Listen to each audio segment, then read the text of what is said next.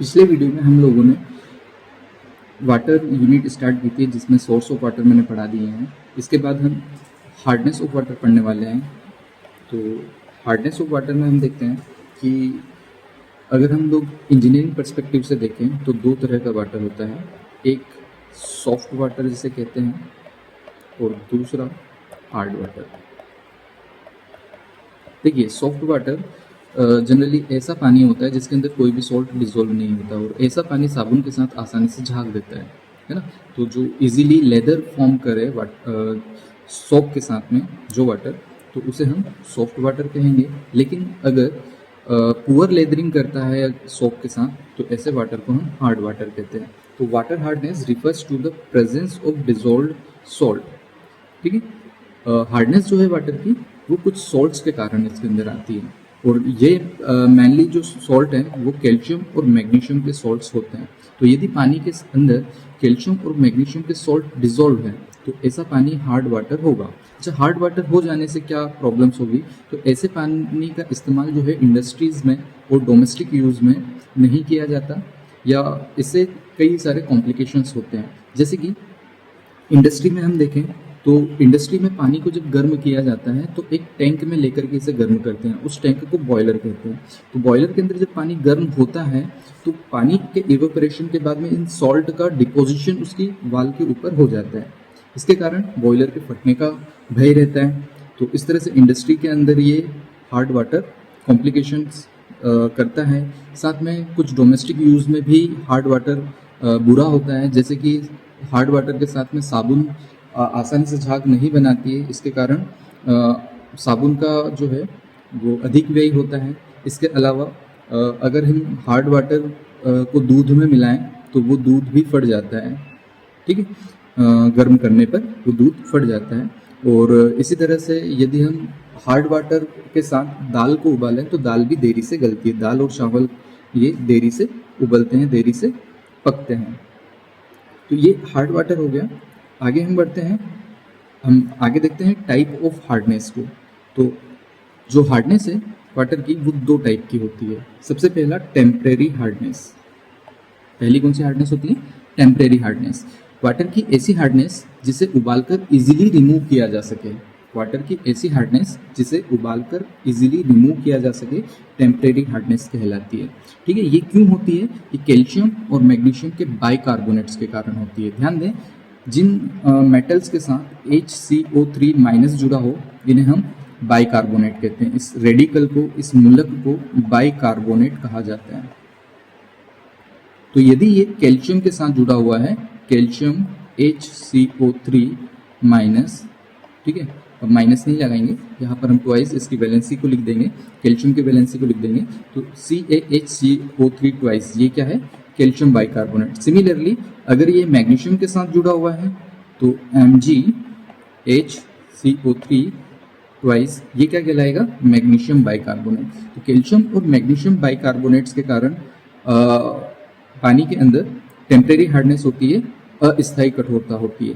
तो इस कठोरता को हम उबालकर इजीली दूर भी कर सकते हैं। तो ऐसे पानी को जब उबाला जाता है, जैसे देख लीजिए, पानी के साथ यदि कैल्शियम का बाइकार्बोनेट घुला हुआ है तो गर्म होने पर ये कैल्शियम बाइकार्बोनेट डिसोसिएट होगा और कैल्शियम कार्बोनेट बना लेगा। कैल्शियम कार्बोनेट पानी के अंदर इजीली डिसॉल्व नहीं होता है तो ये प्रेसिपिटेट बना लेता है, पीपीटीज बना लेता है और वाइट कलर के पीपीटी के फॉर्म में ये बाहर हो जाता है, जिसको हम छान करके दूर कर सकते हैं। साथ में कार्बन डाइऑक्साइड गैस और वाटर में ये डिकम्पोज हो जाता है। इसी तरह से मैग्नीशियम कार्बोनेट को भी जब उबाला जाता है, पानी के साथ गर्म किया जाता है तो इसका हाइड्रोलिसिस हो जाता है और मैग्नीशियम कार्बोनेट, ये गलत लिखा है, इसको मैं ठीक कर देता हूँ, MgOH2 का फॉर्मेशन करता है।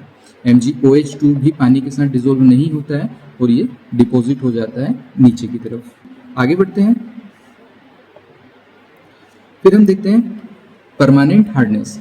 परमानेंट हार्डनेस क्या होती है? वाटर की ऐसी हार्डनेस जिसे उबाल करके दूर नहीं किया जा सकता। हालांकि इसको दूर करने की अलग केमिकल मेथड्स होती हैं जिनके थ्रू इसको दूर किया जा सकता है, लेकिन ये उबालने से दूर नहीं होगी। ठीक है, तो इस तरह की हार्डनेस को परमानेंट हार्डनेस कहते हैं और ये मेनली कैल्शियम के क्लोराइड और कैल्शियम के सल्फेट के कारण होती है। इसी तरह से मैग्नीशियम के क्लोराइड और मैग्नीशियम के सल्फेट भी परमानेंट हार्डनेस करते हैं। ठीक है, इनको परमानेंट हार्डनेस को दूर करने की कुछ अलग मेथड्स हैं, इसी चैप्टर में हम आगे पढ़ेंगे। तो इस तरह की मेथड, इस तरह की हार्डनेस परमानेंट हार्डनेस कहलाती है, caused by the presence of chloride, sulphate and nitrate of calcium and magnesium. It can not be removed by the boiling and requires chemical treatment methods. Okay, आगे बढ़ते हैं। आगे हम देखते हैं कॉज ऑफ वाटर हार्डनेस। तो water hardness होती क्यों है? क्या है ना कि जब पानी रेन के फॉर्म में गिरता है तब वो रेन का पानी सॉफ्ट ही होता है, लेकिन जैसे ही वो अर्थ क्रस्ट को छूता है इसके बाद इसमें कई सारे सॉल्ट डिसॉल्व हो जाते हैं जो अर्थ क्रस्ट में प्रेजेंट होते हैं। तो इसमें कैल्शियम और मैग्नीशियम के मिनरल्स भी होते हैं जो वाटर को हार्ड बनाते हैं। तो यहाँ पर देखते हैं, the hardness of water is caused by the presence of dissolved minerals, mainly calcium and magnesium compounds, which water pick up as it flow through rocks and soil. When the water possesses over limestone, it dissolves calcium and magnesium carbonate, forming bicarbonates responsible for the temporary hardness. जब पानी calcium के rocks से बहता है, limestone से बहता है, तो वो कैल्शियम कार्बोनेट डिसॉल्व हो जाता है पानी के अंदर, जो बाद में बाइकार्बोनेट्स में कन्वर्ट हो जाता है और टेम्परेरी हार्डनेस करता है। इसी तरह से water flowing through areas rich of gypsum, है ना, जहाँ पर जिप्सम ज़्यादा हो, ऐसे एरिया से जब निकलता है, other mineral deposit can dissolve calcium and magnesium chloride sulphate.